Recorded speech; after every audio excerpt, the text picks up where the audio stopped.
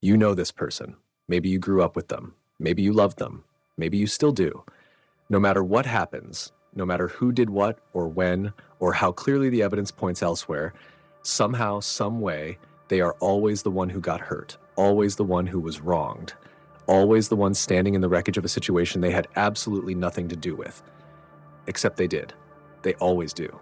And the most disorienting part isn't what they did. It's the complete, unshakable certainty with which they believe their own story. We call this playing the victim. But that phrase doesn't capture the full weight of what's actually happening, psychologically, relationally, and in the quiet damage it leaves behind in the people who love them. Today, we're going beneath the behavior because understanding why people do this changes everything, including, possibly, how you see yourself. This is under the surface. First, a distinction that matters. There is a profound difference between someone who has been victimized and someone who has adopted victimhood as an identity. Real victims exist, real pain exists. Trauma is not performance. And one of the cruelties of what we're exploring today is that it can make it harder to recognize genuine suffering, which is part of why this pattern causes so much confusion in the people close to it. What we're talking about is something specific. A persistent, chronic orientation toward the world in which one is always at the receiving end of other people's choices, never the author of one's own circumstances. The telltale signs are consistent. They struggle to take responsibility, not occasionally, but as a pattern. Apologies, when they come, arrive wrapped in conditions. I'm sorry you felt that way. I'm sorry if that hurt you. The feeling without the ownership. They have an extraordinary memory for every wrong ever done to them, and an equally extraordinary blindness toward the wrongs they have done to others. And they use suffering, consciously or not, as currency, as a way of controlling situations, extracting care, avoiding consequences.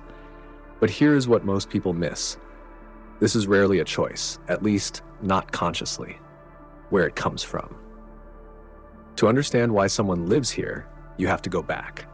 Psychologists who study victimhood mentality, researchers like Dan Shapiro and Rahav Gabay, have found that it almost always has roots in early experiences of genuine powerlessness. A childhood where emotions were dismissed, where love was conditional, where the only way to get needs met was through suffering, through being visibly hurt enough that someone finally paid attention. For a child, this is adaptive. It works. You learn the language of your environment. And if the language that got you safety, comfort, and love was the language of being wronged, you become fluent in it. You carry it forward. The problem is that what kept you safe at 7 years old becomes a prison at 35. There's another layer, too. Psychologist Gabay's research identified what he called the need to be seen as moral. People with chronic victimhood orientation have a deep, often desperate need to be perceived as the good one in any conflict, as the one who doesn't deserve what happened, as innocent. This is why logic rarely works with them. Presenting evidence, laying out timelines, calmly explaining cause and effect, none of it lands, because the goal was never accuracy. The goal was moral positioning, and no amount of evidence changes that need.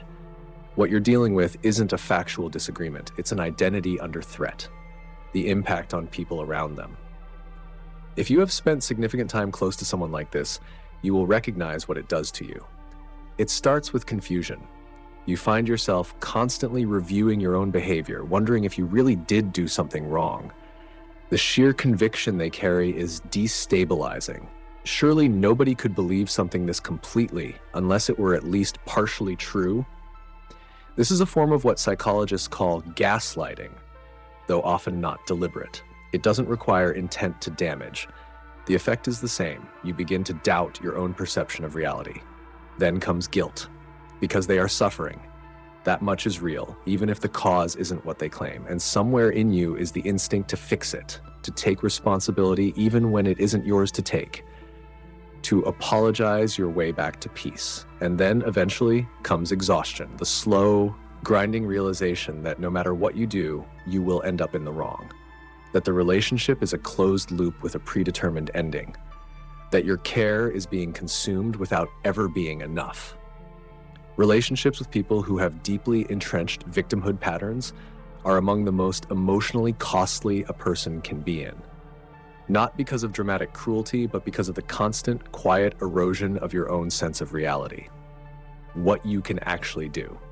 So where does that leave you?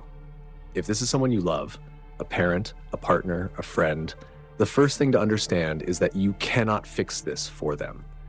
You did not create it and you cannot resolve it. That is not coldness, that is honesty, and it matters. Because the belief that you can fix it is precisely what keeps people trapped in these dynamics for years longer than they should be. What you can do is stop participating in the pattern. This means refusing to accept responsibility for things that aren't yours.